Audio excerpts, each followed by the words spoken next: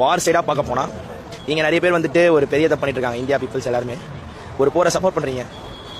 முன்னாடி ஒரு ஆப்ரேஷன் சிந்தூர்னு ஒன்று நடந்தது. அதுக்கு எல்லாருமே சோஷியல் மீடியாவில் போஸ்ட் போட்டு எல்லாமே வந்துட்டு இந்தியா மாஸ், இந்தியா கெத்துன்னு போடுறீங்க. தப்பது. ஒரு போரை சப்போர்ட் பண்ணிங்கன்னா அது போர் தூண்டலாக இருக்குமே தவிர்த்து போருக்கான முடிவாக இருக்காது. அதுக்கு நீங்கள் கேட்கலாம், இவன் பண்ணிட்டான்றதுக்காக நாங்கள் பண்ணோம் அப்படின்னாங்க. அப்போ அவங்களுக்கு உனக்கு என்ன வித்தியாசம்? பேசி தீர்த்த வேண்டிய இடத்துல நீங்கள் வந்து சப்போர்ட் பண்ணுறீங்க. You are supporting the people have killed. அந்த தீவிரவாதியுமே சாவலை, மற்றவங்களை இன்னொரு லைஃப் சேர்த்துருக்கு. அதோட சேர்த்து நீங்கள் வந்து புகழ்றீங்க. அப்போ நீங்கள் எந்த அளவுக்கு ஒரு கேவலமான பர்சன்றது உங்களோட மைண்ட் செட்டில் பாருங்கள். போரை சப்போர்ட் பண்ணாதீங்க. ஒரு போரை சப்போர்ட் பண்ணுறதுனால அங்கே வந்து முடிவு இருக்காது, ஆரம்பம் தான் இருக்கும். இதை நிறைய பேர் வந்துட்டு உணர்ந்துருக்காங்க, நிறைய பேர் போஸ்டாகவும் போட்டிருக்காங்க. ஏன்னா ஒரு எப்படி சொல்கிறது ப்ரோ, இப்போ நீங்கள் வந்துட்டு ஜெயிக்கிறீங்க, ஜெயிச்சவன் சப்போர்ட் பண்ணால் தோட்டவனுக்கு இவ்வளோ கடுப்பாகும். அப்போ அவன் இன்னொரு தப்பு பண்ணுவானா பண்ணலாம். அந்த மாதிரி ஒரு சின்ன ஒரு ஃபீலிங் தான். இது ஒரு சிம்பிள் லாஜிக். அது உங்களுக்கு வந்துட்டு சின்னதாக தெரியலாம், அந்த இடத்துல பெருசு. அண்ட் அமைதியாக போனால் ஓகே, எல்லாமே முடிஞ்சிடும். ஸோ மோஸ்ட்லி பேசி தீர்க்க ட்ரை பண்ணுங்கள். வயலன்ஸ் வேண்டாம்.